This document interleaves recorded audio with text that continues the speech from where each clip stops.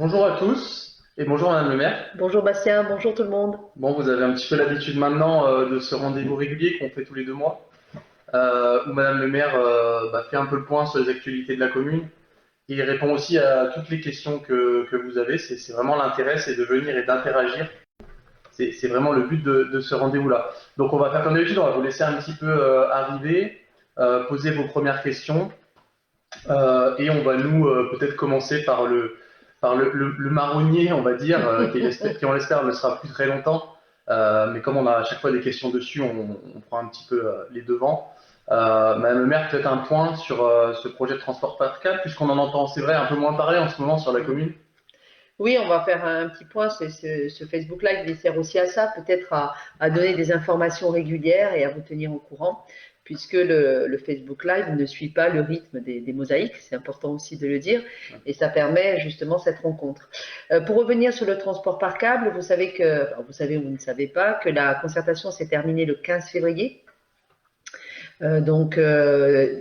Concertation qui a eu énormément de succès, hein. Il faut préciser que de toutes les concertations que fait la métropole, finalement, c'est celle qui a eu le plus de succès. Elle ne s'est pas toujours déroulée dans les conditions que l'on souhaitait, puisque vous êtes nombreux les Philésiens à avoir suivi les réunions soi-disant publiques qui ont eu lieu, vous le savez, en visio, dans toutes les villes concernées et dans les 2 arrondissements de Lyon concernés. Donc voilà, des conditions qui n'étaient pas pour nous optimales dans une concertation. Alors même si on nous a vanté les mérites de gens qui étaient plus connectés, je vous avoue que le peu de connexion à Lyon, notamment dans le 7e, nous a énormément interpellés, y compris à Francheville, où je considère que s'il y avait eu des réunions en présentiel, je crois que nous aurions eu un petit peu plus de monde, puisque tout le monde sait très bien qu'il est plus facile d'interagir et d'échanger lorsque nous sommes réunis dans un même espace, tous ensemble. C'est vrai qu'on a le sentiment qu'à Sainte-Foy, il y a vraiment les gens se sont plus Tout à intégrés fait. à la concertation que dans certaines autres villes qui étaient longtemps Alors, concernées finalement. tout à fait. Bastien a parfaitement raison et vous l'avez tous mesuré. Je crois que Sainte-Foy a porté le contre. Je crois que la ville qui a porté le contre, c'est Sainte-Foy, à la fois évidemment côté élu, puisque les élus de Sainte-Foy en conseil municipal, dès l'annonce du projet, annoncent qu'ils sont contre et prennent officiellement position contre ce transport par câble. Et vous connaissez la raison, qu'il est totalement inadapté, imposé et en plus qui ne correspond pas du tout à l'identité philésienne que l'on porte haut et fort et que l'on veut préserver. Ça, c'est clair. Mais aussi, ce qui est important, c'est que très vite, la mobilisation citoyenne à Sainte-Foy est massive et je dirais même, elle naît à Sainte-Foy. Donc, vous tous qui très vite aussi montrez votre position contre ce projet, eh bien, ça vient de Sainte-Foy. Ce qui explique que les Philésiens ont été très, très, très attentifs à cette concertation préalable. Vous avez énormément contribué à la concertation préalable et donc vous étiez présents à ces réunions en visio. Donc c'est assez intéressant d'ailleurs parce que ça a pu amener l'exécutif du Citral, je parle pas des techniciens, je parle pas des techniciens du Citral qui font le boulot qu'on leur dit de faire, donc ça il faut le dire, et qui par moments ont fait preuve de patience sur les marchés, notamment lorsqu'ils étaient harponnés par nous-mêmes élus ou par les Philésiens. Mais je parle bien de l'exécutif, M. Bernard, président du Citral, M. Colas, vice-président du Citral. Ça les a amenés même à dire que quelque part, nos interventions sur le chat le long de ces réunions en visio étaient déplacées parce que souvent les gens se contentaient de dire qu'ils étaient contre, qu'il n'y avait pas d'arguments. J'ai trouvé ça un peu léger de la part de l'exécutif, surtout que ces réunions visio ont lieu en début d'année 2022 et que l'annonce du projet c'est le 17 décembre 2020 et que nous avons tous et toutes passé l'année 2021 à exprimer de façon très objective les raisons pour lesquelles nous étions contre. Donc j'ai trouvé ça un peu fort de café que l'on soit accusé. Alors là aujourd'hui on en est. Donc la concertation s'est terminée le 15 février, très belle Très très belle concertation, beaucoup de contributions, je crois que c'est 4000 participants, plus de 2000 contributions directes qui ont été faites, donc vraiment bravo, félicitations et merci aussi pour Sainte-Foy pour votre mobilisation et qui finalement a duré tout le long de la concertation, qui n'a jamais failli, et les Fidésiens se sont appropriés cette concertation. Vous savez que, vous vous souvenez, je pense que le Citral avait donc demandé à la CNDP, à la Commission nationale du débat public, de nommer 2 garants. Donc rappelez-vous, vous êtes nombreux à les avoir saisis d'ailleurs directement. Donc ces garants, ça y est, ont rendu, donc ils avaient un mois pour rendre leur conclusion et donc leur rapport. Ils ont rendu leur rapport. Alors évidemment, certains me disent mais c'est super, il y a tout dedans. Moi je voudrais quand même faire quelques remarques sur ce rapport des garants. Premièrement, ça n'était que des garants, ce qui ne dévalorise pas leur travail, il ne faut pas se méprendre, mais on était vraiment dans le minimum de la concertation prévu par la CNDP. Le Citral aurait pu aller beaucoup plus loin, il s'est contenté de nommer 2 garants. Ces 2 garants ont évidemment fait leur travail, attention, c'est pas ça qui est en cause, ils ont fait leur travail de garantir une concertation, de vérifier si elle était garantie. Alors évidemment, ils ne vont pas vous dire non. Évidemment, ils ont considéré que tout était garanti pour que la concertation se passe bien. Moi, honnêtement, j'ai quand même des doutes et je les exprimerai tout à l'heure un petit peu plus tard. Deuxièmement, ce que je peux vous dire, c'est qu'effectivement, ils ont tout repris. Enfin là, on enfonce des portes ouvertes parce que ça fait donc 2 mois complets, plus des réunions publiques où les Fidésiennes, les Fidésiens, les mulatins, les mulatines, etc. s'étaient exprimés contre le projet et avaient mené les arguments. Donc, la moindre des choses était qu'ils reprennent finalement toutes ces contributions et tous les arguments. Donc ça, pour moi, c'était le minimum du boulot. En revanche, ce que je conteste, c'est que nous avons mis en évidence quelque chose d'important et il faut vraiment l'avoir en tête, c'est que le rapport technique, souvenez-vous, l'étude technique qui a servi de base au dossier de concertation qui étaient les documents mis à votre disposition. D'accord ? Ce rapport technique, rappelez-vous, nous l'avons eu après la réunion publique de Sainte-Foy-les-Lyons. Puisque la réunion publique, je crois me rappeler, c'était le 11 janvier, me semble-t-il. Et nous avons reçu peut-être 2 jours après, le lendemain ou 48 heures après, l'étude technique. Sachant que cette étude technique, nous l'avions demandée depuis le démarrage, ça faisait des semaines qu'on l'avait demandée, qu'il a fallu saisir la CADA et que finalement, quelque part, le Citral le met à notre disposition au dernier moment. Touche pas à mon ciel, l'association que vous connaissez bien l'avait aussi demandé.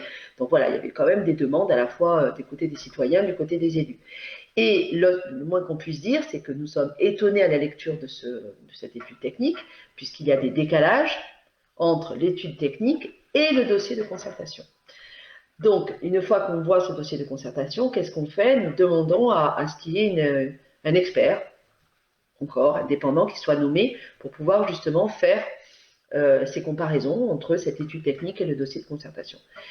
Évidemment, on nous a dit, vous comprenez, c'est trop tard, la concertation est terminée.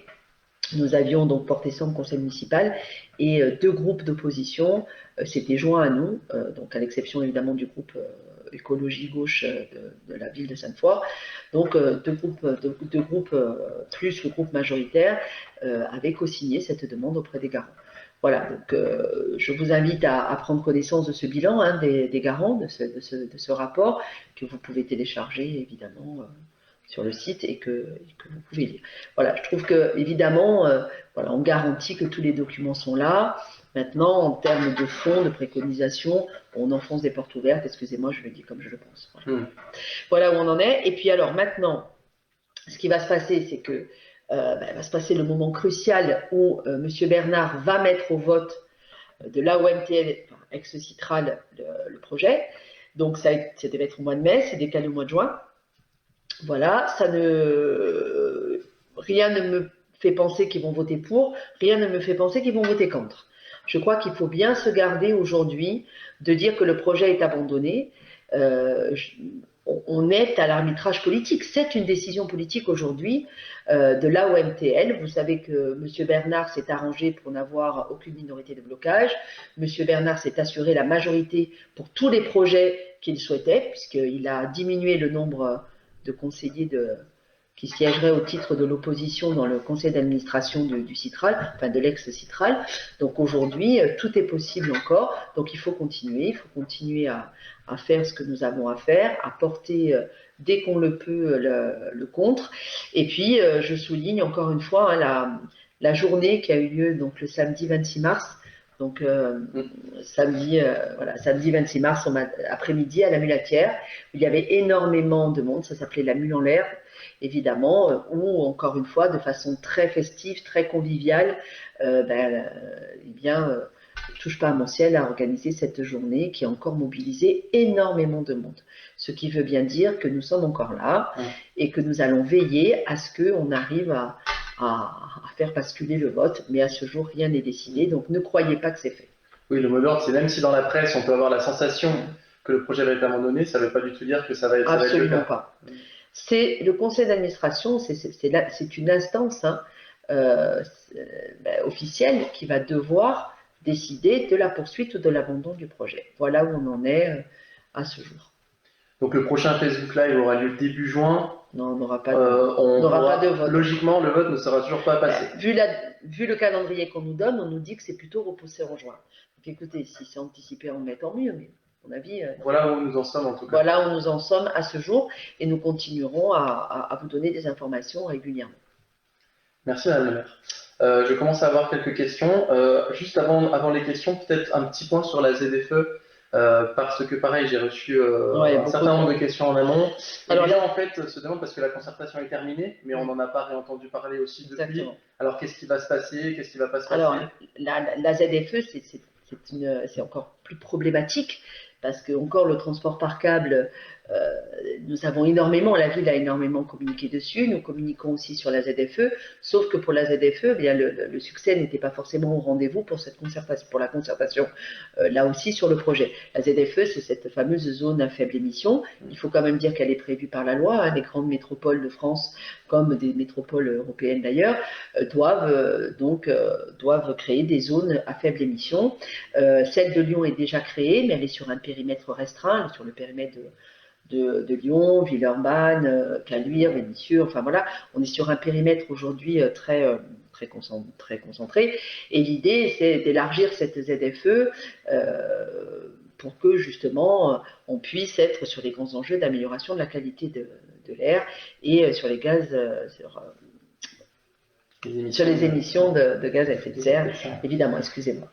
On est là-dessus, évidemment, la ville de Sainte-Foy et les élus que nous sommes aujourd'hui, on ne remet pas en cause la constitution d'une ZFE, bien au contraire, la qualité de l'air est au centre et le réchauffement climatique et tous les grands enjeux climatiques, pour faire simple, sont au centre de toutes nos décisions, alors avec des choses plus ou moins rapprochées, mais centre quand même. Alors cette ZFE, la concertation s'est terminée. Ce qu'il faut savoir, c'est que la concertation concernait une première étape qui vise dès cette année dès le début de l'année prochaine, à sortir en fait de la circulation de cette zone. Ne pourront plus circuler dans cette zone ce qu'on appelle les voitures critère 5. Voilà, vous connaissez le critère, vous devez avoir votre vignette, pour faire simple, je vulgarise un petit peu les choses, voilà, vous demandez votre vignette et vous savez quel est finalement le critère de votre véhicule. Eh bien, sont éliminés les critères 5, qui sont des véhicules qui sont assez vieux. Je crois que c'est 20 ans pour les diesels, je crois un petit peu plus pour les voitures essence. Voilà, et 23 ans pour les voitures essence. Alors évidemment, il faut sortir les voitures les plus polluantes de la circulation. Là-dessus, je n'ai aucune difficulté à le dire. Voilà, la loi le prévoit, il faut le faire.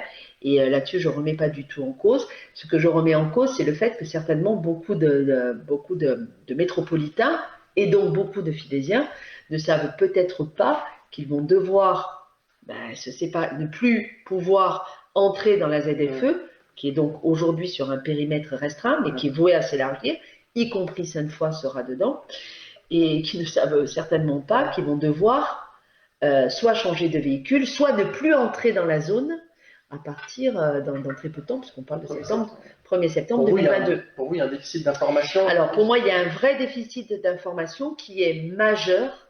Pourquoi? Parce que ce déficit d'information fait que les métropolitains n'ont peut-être pas pris conscience de ce que ça signifiait pour leur vie personnelle quotidienne. Aujourd'hui, ce qu'il faut bien comprendre, c'est que beaucoup de métropolitains sont obligés de prendre leur voiture pour se déplacer, quelle que soit la raison, pour aller travailler ou même pour d'autres raisons, pour aller voir leur famille, peu importe.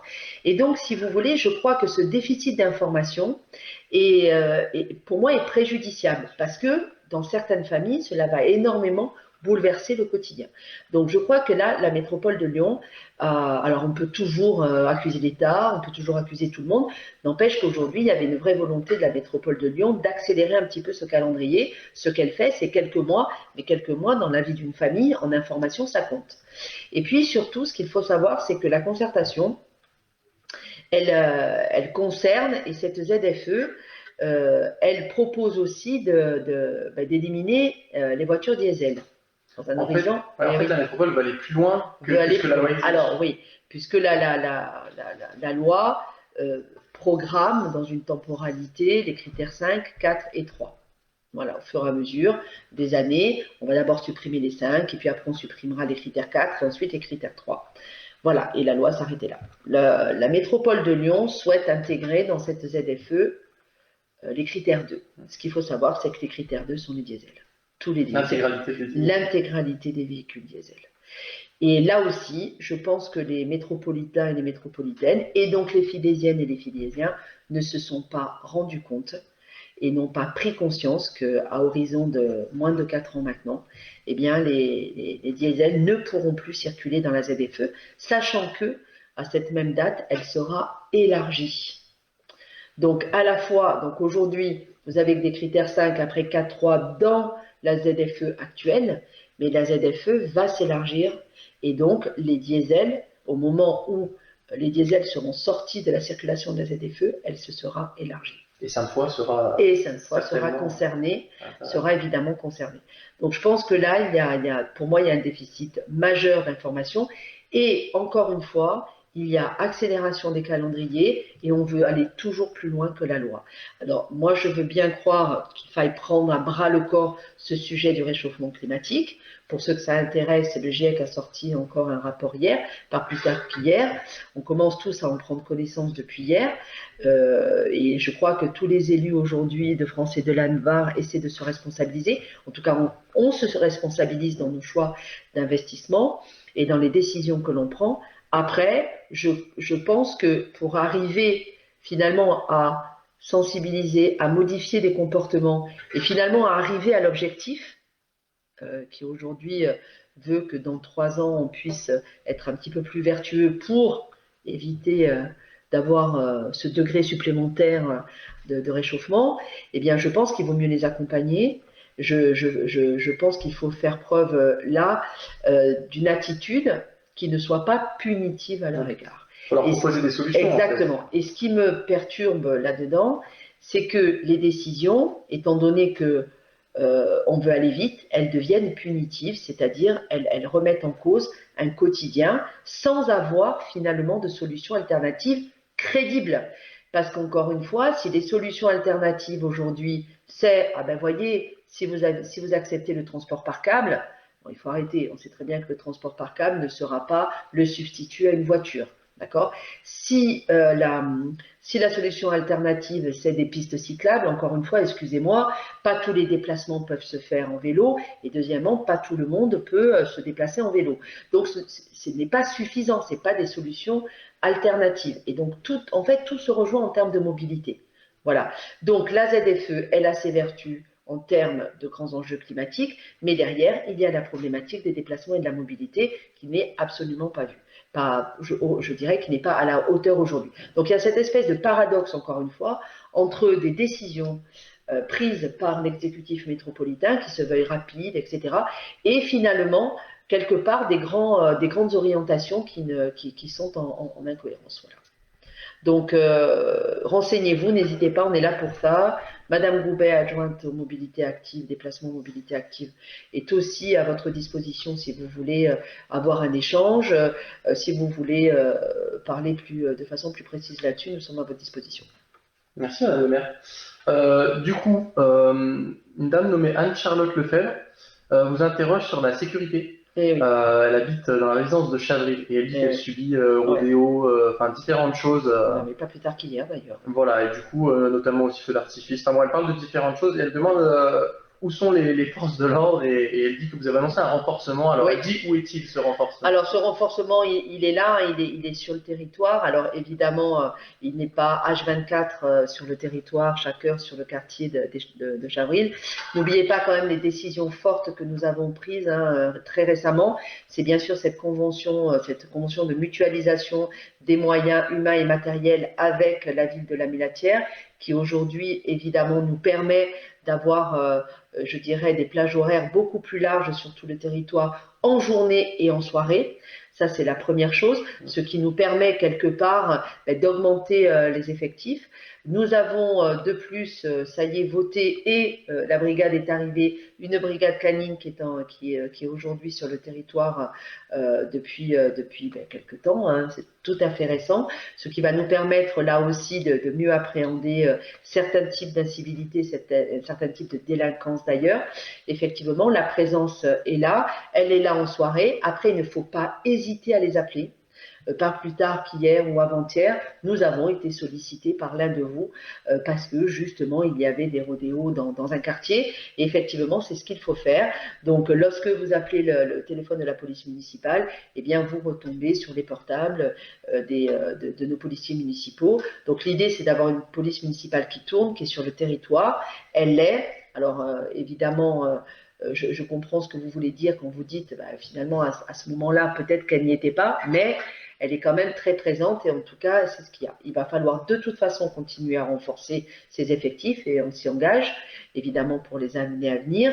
Sur une chose un petit peu plus récente, vous savez qu'on double la vidéoprotection sur le territoire. Encore une fois, je l'avais déjà dit, ce n'est pas, je dirais que ce n'est pas l'outil qui va tout résoudre, mais il fait partie de la panoplie que nous devons avoir sur notre territoire aujourd'hui, c'est clair. Et puis, il faut continuer ce travail avec la police nationale. On nous annonce des réorganisations dans la police nationale. Nous espérons beaucoup. Ce qu'on nous dit, c'est qu'il y aura plus de patrouilles là aussi de la police nationale sur le terrain. Ils vont dégager beaucoup plus de personnel policiers sur le terrain. Et il faut donc être conscient qu'il y a cette prise de là aussi qu'il y a la prise en compte de l'ensemble des quartiers. Voilà, il y a toute une panoplie aujourd'hui qui est au service de cette sécurité. Mais je répète, il ne faut pas hésiter à appeler la police municipale lorsque vous constatez ce type de délinquance. Hein. Je parle notamment des rodéos, puisque Madame, je dirais, cite spécifiquement un fait. Oui. N'hésitez pas à les appeler. Si c'est sur les horaires de journée jusqu'à 20h, vous pouvez appeler la police municipale. Quand elle est là tardivement en soirée aussi. Par contre, après, au-delà des horaires de la police municipale, n'hésitez pas à appeler le 17.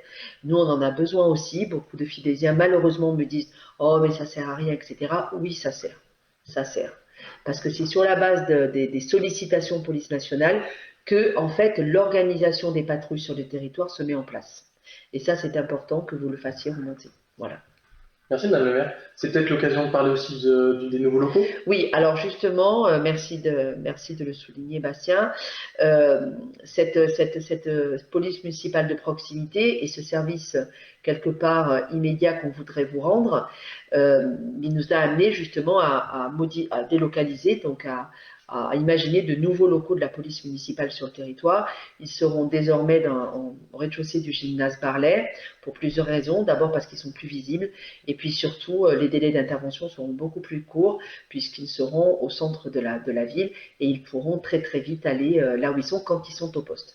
Ceci dit, je répète encore une fois, nous avons une police que l'on veut une police de proximité hein, qui est vraiment au cœur de tous les quartiers. C'est pour ça qu'il ne faut pas hésiter à les appeler quand vous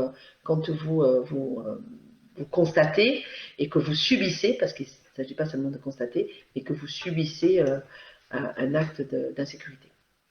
Merci Madame le maire pour ce point. Madame Lefebvre vous remercie d'ailleurs. Et elle vous remercie de lui donner la parole et de donner la parole aux Fidésiens. Voilà. Par contre, Madame Lefebvre, puisque vous êtes du quartier de Chavril et que vous subissez, n'hésitez pas à entrer en contact avec Catherine Moussa, qui est adjointe à la sécurité. Je lui passerai les informations. Et donc, du coup, comme on le fait d'habitude, pour ceux qui interviennent, Monsieur Lemire, enfin Bastien vous donnera les coordonnées et à Madame Moussa, et ça lui permettra d'entrer en contact avec vous. Tout à fait. Je passe ensuite à Brigitte Nicolas, qui vous salue, et qui aimerait savoir s'il existe un projet sur l'ancien garage Renault au 70 avenue Value. Voilà, c'est une demande qu'elle Ah oui, oui, tout à fait. Donc le garage Renault, donc à l'entrée du centre, du bourg historique au Feu Rouge, effectivement a cessé l'activité. Non, nous n'avons pas à ce jour de projet précis sur le garage Renault. Quand je dis pas de projet à ce jour, ça veut dire que le maire que je suis, les élus en charge de l'urbanisme et de l'aménagement du territoire, nous n'avons pas de projet encore sur ce lieu. Ce qui ne veut pas dire que ça ne se réfléchit pas, hein, ce qui ne veut pas dire que peut-être il y a des porteurs de projets qui commencent à travailler. Mais les élus que nous sommes n'ont pas encore devant eux un projet précis à travailler. Voilà. Merci. Mais effectivement, on se pose la question aussi de ce que va devenir ce lieu. Voilà. Affaire à suivre. Tout à fait. Je vous lis un message de Mireille Gerin qui nous dit que l'actualité, ça va être peut-être l'occasion aussi de parler de la guerre en Ukraine et de ce qui se fait à Sainte-Foy. Elle nous demande comment la ville va gérer, en gros, si elle doit faire des économies drastiques liées notamment à toutes les hausses de prix liées à tout ce qui est en train de se passer, notamment les prix de l'énergie, etc. Alors, c'est une très bonne question, c'est une question très pertinente. Anticiper en fait au niveau des écoles, bâtiments publics, salles, ce qui devrait être fait si ça devait continuer, etc. quoi. Alors, c'est une très très bonne question, c'est une question très pertinente. Alors, ce qu'il faut savoir, c'est que la ville s'est quand même engagée sur ce mandat très fortement sur des interventions sur son patrimoine pour pouvoir passer à de la performance énergétique, évidemment. Donc ça, nous le faisons déjà chaque fois que nous intervenons sur un bâtiment. Donc c'est ce que nous appelons finalement tous ces travaux d'opportunité. Quand on sait qu'il faut faire de la rénovation de bâtiments, eh bien tout de suite, il y a deux voies transversales qui guident notre travail. C'est bien sûr l'accessibilité, handicap, et puis bien évidemment la performance énergétique. Alors ça vous échappe pas, ça ce sont des décisions structurelles et des décisions de planification.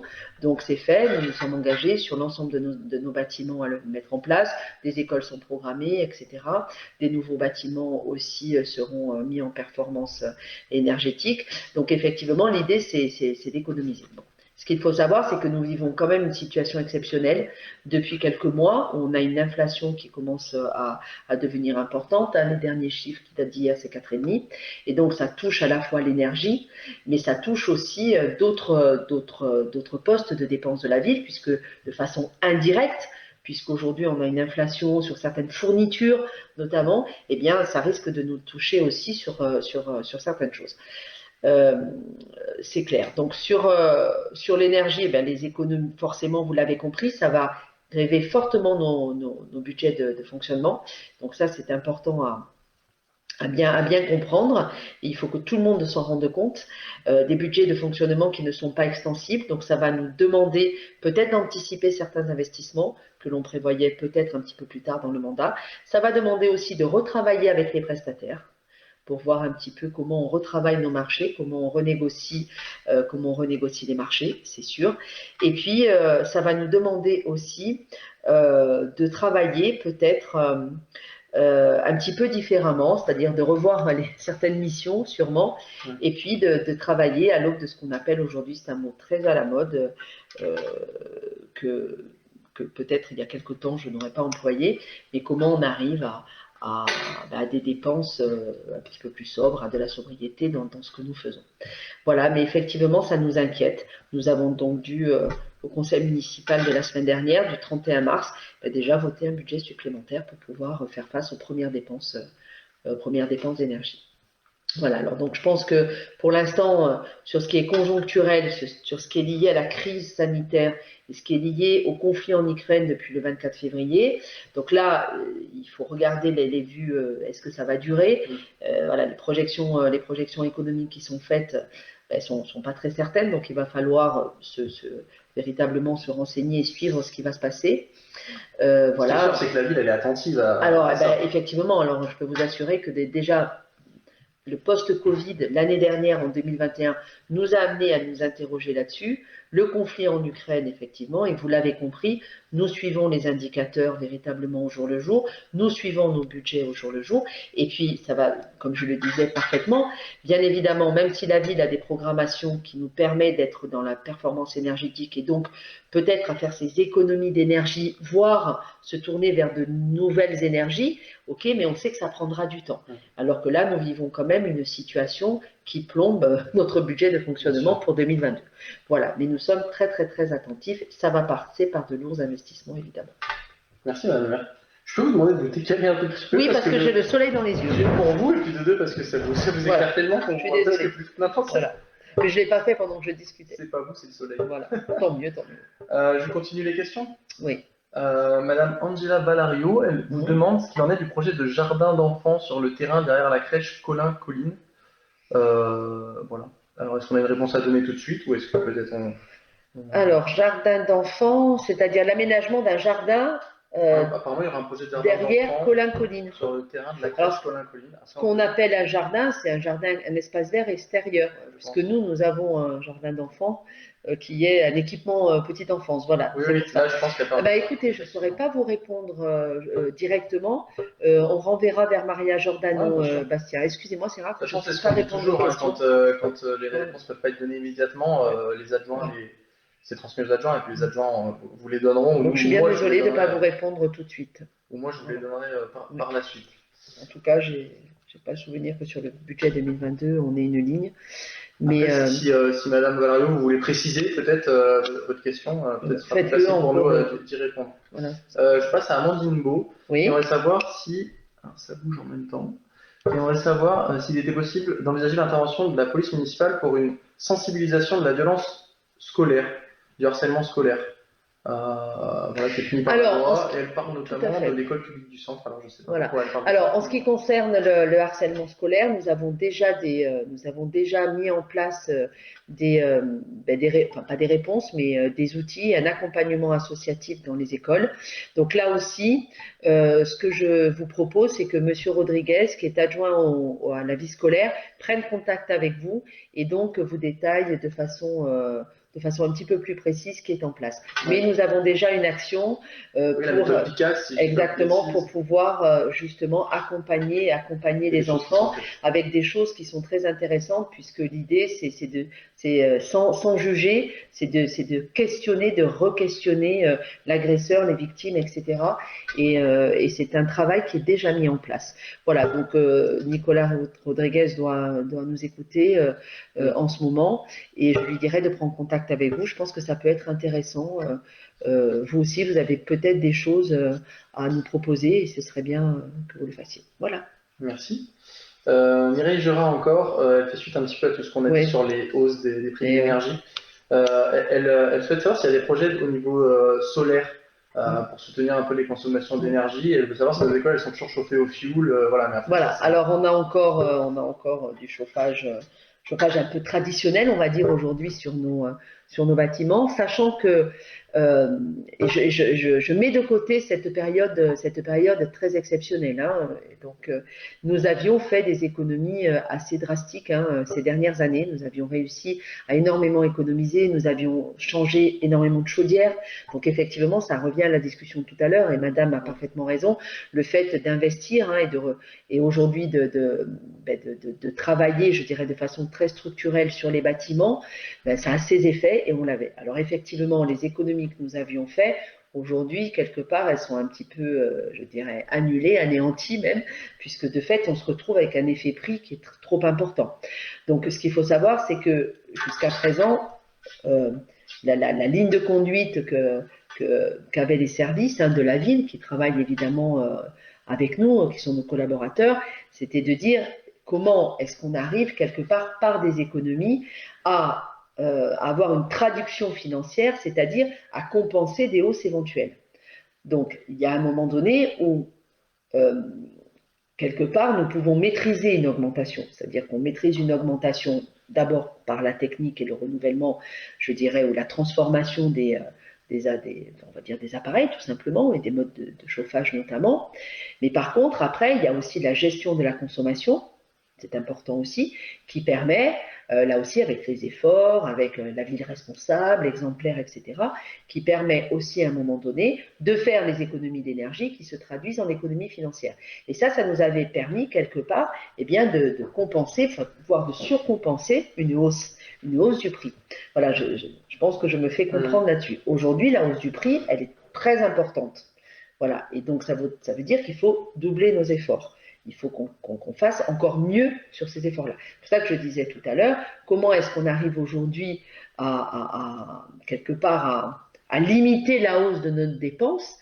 C'est bien évidemment la maîtrise de la consommation. Quelles sont les décisions que nous devons prendre là-dessus? Voilà, comment on fait pour consommer moins.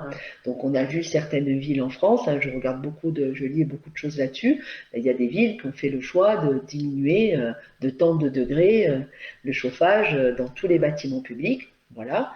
Nous ne l'avons pas encore fait. Nous ne l'avons pas encore fait à Sainte-Foy. Donc ça, je pense que ça peut être intéressant. En revanche, effectivement, comme je disais tout à l'heure, il va falloir s'attaquer au dur, et ça, nous avons notre programmation d'investissement pour le faire. Concernant les consommations d'énergie, il y a un plan lumière notamment. Voilà, alors effectivement, la grande décision qui se prend pour cette année 2022, c'est évidemment le plan lumière qui concerne l'éclairage public. Donc, qui concerne l'éclairage public, où là, nous allons donc passer par une rénovation de notre éclairage public pour qu'il devienne beaucoup plus vertueux, beaucoup plus responsable. Encore une fois, économie d'énergie et derrière des économies financières. Et Madame parlait finalement de nouvelles énergies, évidemment, ENR, avec notamment le solaire, tout à fait. Nous avons déjà travaillé sur des panneaux photovoltaïques sur certains bâtiments, et c'est des choses que nous avons en tête sur des bâtiments qui peuvent être justement encore plus vertueux, pourquoi pas en autoconsommation. Voilà un petit peu l'idée. Merci Madame le maire. Je sais que les Filésiens aussi voulaient en savoir plus sur la solidarité envers les Ukrainiens, justement.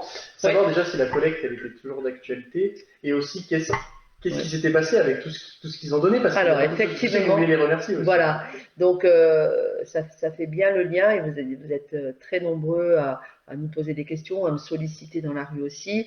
Donc déjà, effectivement, bravo, merci, et personne n'en doutait. Vous avez été tous très très très généreux en ce qui concerne le drame que vivent aujourd'hui les Ukrainiens. Donc une collecte magnifique, évidemment, et donc cette collecte, nous avons décidé deux voies pour la redistribuer, pour pouvoir soutenir les populations fragiles d'Ukraine. Donc déjà, ça passe par des convois, ça passe par des centralisations à certains endroits, ça c'est clair. Et puis nous avons fait le choix très vite. Une fois que nous avons récolté tout ce que vous avez amené, on s'est dit il faut qu'on soit réactif, il faut aller au plus près des familles qui en ont besoin, au plus près de l'Ukraine, pour que ça soit directement distribué. Et puis je vous avoue que franchement, on a pensé que ce serait intéressant que les Filésiens sachent que ce qu'ils avaient apporté était directement distribué. Ça nous semblait très important. C'est plus concret. Ça nous semblait plus important. Ça nous semblait important pour eux, ce qui ne veut pas dire que le reste n'est pas distribué, mais c'est vrai qu'on puisse à un moment donné vous suivre. Vous avez eu cette solidarité spontanée, cette générosité spontanée, et on s'est dit nous aussi spontanément et de façon très simple, il faut qu'on aille le donner directement. C'est aussi, on vous le devait, je crois que quelque part on le devait aux Filésiens. Et donc ça a pris la forme d'une mission, une mission un petit peu humanitaire qui a été portée par Patrick Escoffier, qui est conseiller municipal, et Pierre-Maxime Saron, qui est donc directeur de cabinet du maire, qui sont partis donc à la frontière en Pologne, à la frontière ukrainienne, pour aller directement vers une association qui se charge finalement de prendre en charge des réfugiés ukrainiens qui ont passé la frontière et qui ont besoin évidemment de matériel de première nécessité, quand je dis première nécessité, de manger, de boire, etc., mais aussi de se soigner et d'être accompagnés dans toutes ces difficultés, je vous rappelle, qui sont un drame humain. Et donc voilà, cette mission est partie. Elle est partie de Sainte-Foy sur 3 jours, sur 4 jours, même jeudi, vendredi, samedi, donc 3 jours pleins. Le trajet est assez long, c'est 4000 km à faire. Donc l'idée, c'était vraiment de pouvoir utiliser finalement un mode de transport pour amener tout ce que vous aviez eu à cœur de donner à ces familles et de pouvoir le faire en toute facilité, en toute simplicité, d'être dans ce mode très réactif qui ne demande pas beaucoup d'administration. Alors ce que je dis, ça vous parle peut-être pas, mais vous savez, passer les douanes avec un petit camion, c'est pas la même chose que de passer avec un semi-remorque qui a tant de tonnes. Voilà. Et l'idée qu'ont eu Patrick Escoffier et Pierre-Maxime Saron, c'était de dire, écoutez, il vaut peut-être mieux partir avec 20 mètres cubes et donc un tonnage qui est moins fort, mais au moins on est sûr, on a cette réactivité-là au poste de frontière, etc., qui nous permet d'aller très très vite au cœur même des familles qui sont sinistrées. Voilà, et donc ils sont partis et ils ont pu voir véritablement comment était réparti tout ça, voir aussi la détresse des familles là-bas. C'était important de le voir et d'en témoigner. À côté de ça, c'est pas la seule chose qui se fait sur Sainte-Foy, parce que là on a la collecte et donc L'élan de solidarité ne s'arrête pas à la collecte. Ne s'arrête pas à ça, il ne s'arrête pas à la collecte, il ne s'arrête pas à se dire on a donné des aliments de première, on a donné tout ce matériel de première nécessité, ça ne s'arrête pas à ça. Aujourd'hui, nous avons sur Sainte-Foy des familles ukrainiennes qui sont arrivées, qui sont hébergées.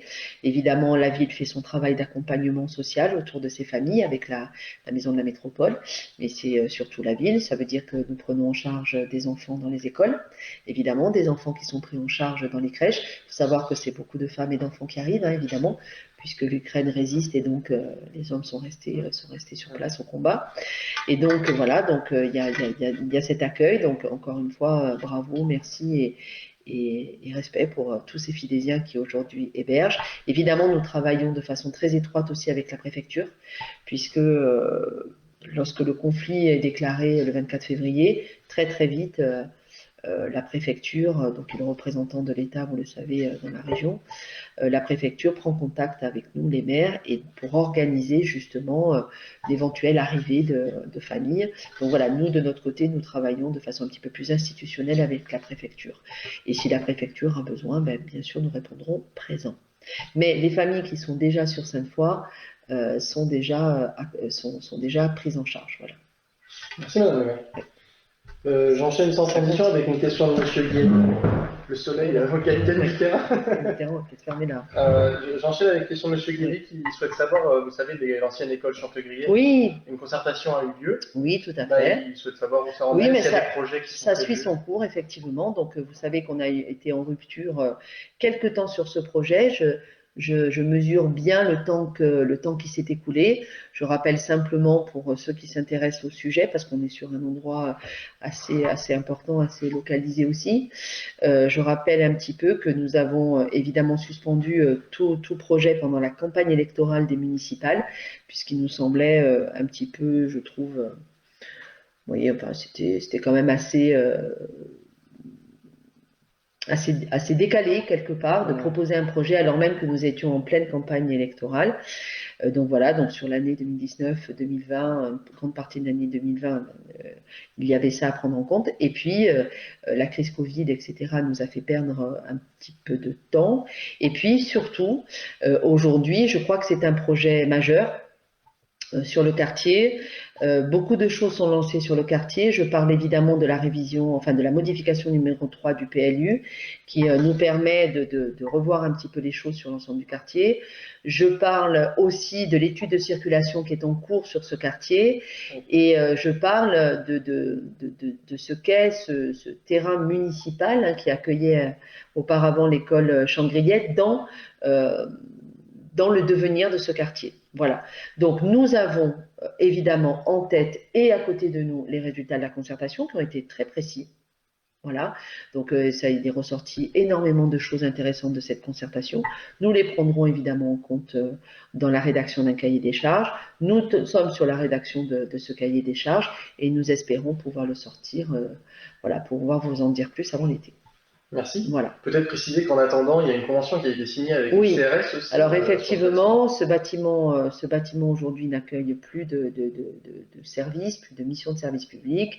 Vous avez été nombreux à nous poser la question. Effectivement, nous avons accordé au CRS de pouvoir venir à un moment donné faire des exercices de simulation et de l'entraînement sur ce site qui est bien fermé et qui correspondait à ce qu'il souhaitait. Voilà, ça nous semblait important aussi d'accompagner. Donc on revient sur les questions de sécurité tout à l'heure. C'est aussi notre façon d'accompagner les forces de l'ordre à un moment donné dans leur mission. Donc pas d'inquiétude s'il y a plein de véhicules de police autour de l'école Chantegrier. Voilà. Tout à fait. Je reviens sur le projet Chandrier. Hein, donc ce qui peut sembler long ne l'est peut-être pas, justement parce que ce sont des projets qui, à notre sens, sont très importants, qui vont certainement donner un marqueur pour le quartier. Et je crois qu'il faut être très, très prudent, très précautionneux lorsqu'on a ce type de projet qui arrive. Voilà. Merci Madame le maire. Écoutez, j'ai plus de questions. Alors nous, je sais qu'à la fin, on aime bien terminer avec un petit peu les événements à venir sur la commune, souvent. Ouais. Il y en a quelques-uns dans les semaines. Alors, il y en a quelques-uns qui sont importants puisque vous êtes très très nombreux, évidemment, à attendre Nature en Fête.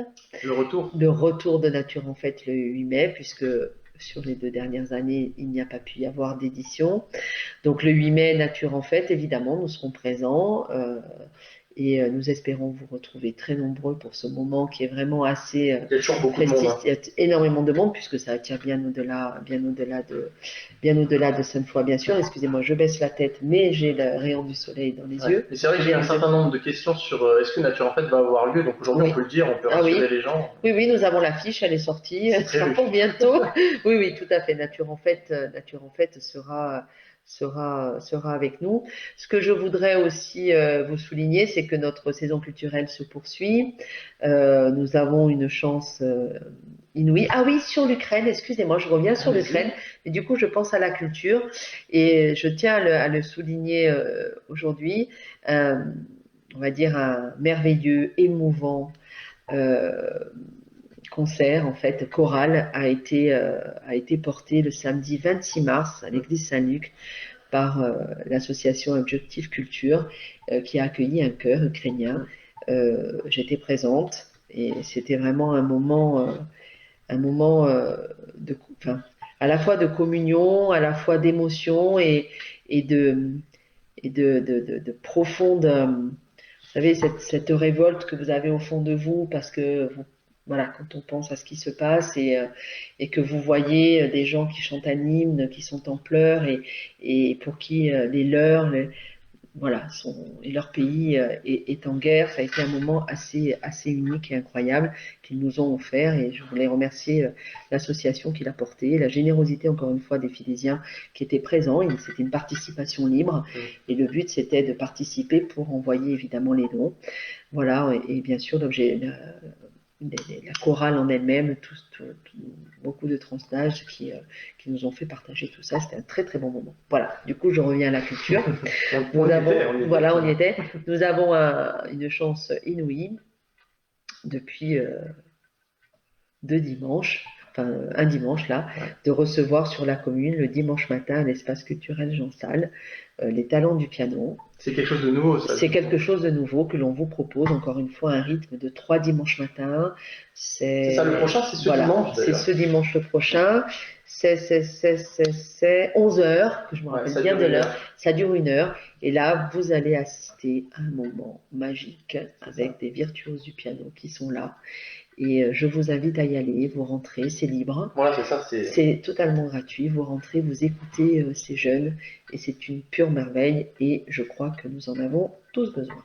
Et je sais que vous vouliez aussi parler d'autre chose, et ça montre, je pense, la variété de la vie culturelle de Sainte-Foy, qu'on peut passer du piano au hip-hop.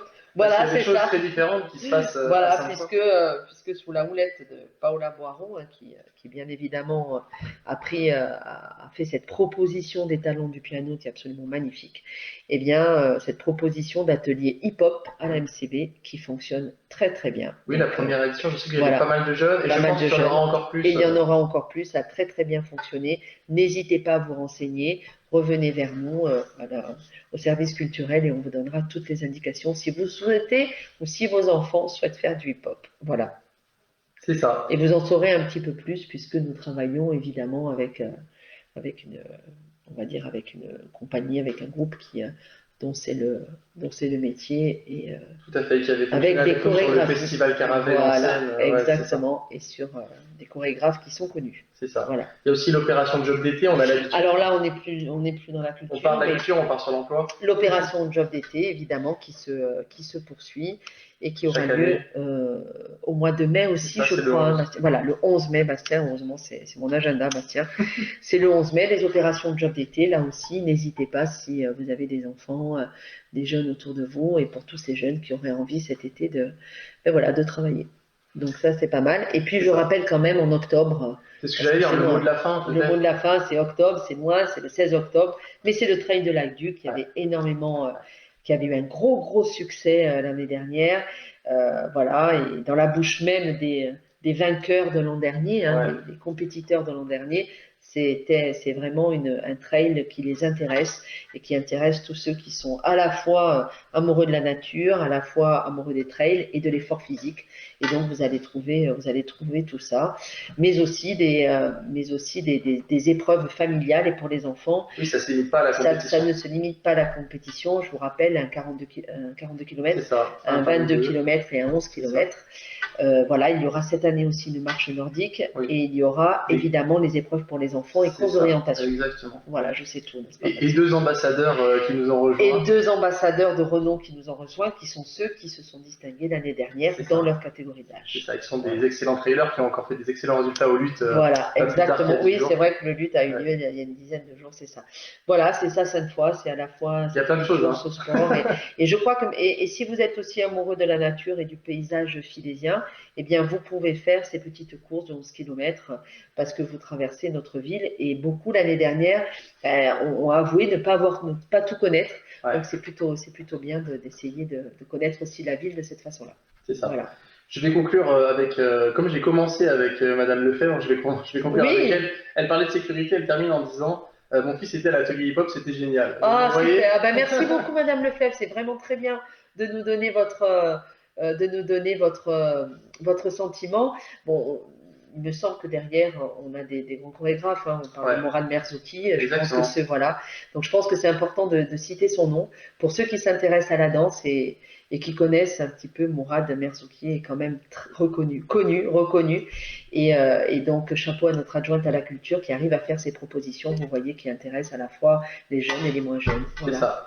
On a parlé de beaucoup de choses, donc n'hésitez pas à aller sur le site de la ville. Tout à fait. www.saintefoylyon.fr. Toutes les informations avec les dates, les heures, les lieux sont sur notre site, donc n'hésitez pas. Et puis pour celles et ceux d'entre vous qui sont intervenus ce soir avec vos questions, je pense à cette personne tout à l'heure qui était très intéressée par tout ce qui est dépenses, fonctionnement, coût de l'énergie et ce qu'on peut faire. N'hésitez pas à revenir en rendez-vous avec nous, on pourrait en parler. Je pense que ce sont des discussions intéressantes et je suis ravie que vous ayez posé la question parce que vous l'avez compris, c'est un souci pour la ville, cette rigueur budgétaire que l'on à laquelle on s'astreint depuis des années, eh bien, il faut savoir ce qu'elle devient et aujourd'hui, quelles sont les décisions qui seront prises pour pouvoir justement pallier à ce qui se passe et que nous ne maîtrisons pas directement finalement. Voilà, donc je vous invite évidemment à venir, je serais vraiment ravie d'en discuter avec vous et peut-être de préciser certaines choses. Voilà. Merci beaucoup, Madame Non, le maire. merci Bastien, merci à vous toutes et Merci à vous tous de et à m'avoir très encore bientôt. une fois suivi. Voilà. Et on se retrouve donc dans 2 mois pour Ouais. le prochain Ou épisode. avant, dans les permanences du maire Voilà, le c'est ce que samedi je dis matin toujours. Mais et en balade urbaine. ouais. Et Vous voilà. savez qu'un mois sur 2, c'est la permanence physique de Madame le maire, Voilà. et un mois sur 2, le Facebook Live. Donc en début Voilà. du mois de mai, vous pourrez aussi voir Madame le maire en permanence individuelle si vous Tout le à souhaitez. fait, tout à fait. À bientôt. À bientôt, bonne soirée. Au revoir Bastien.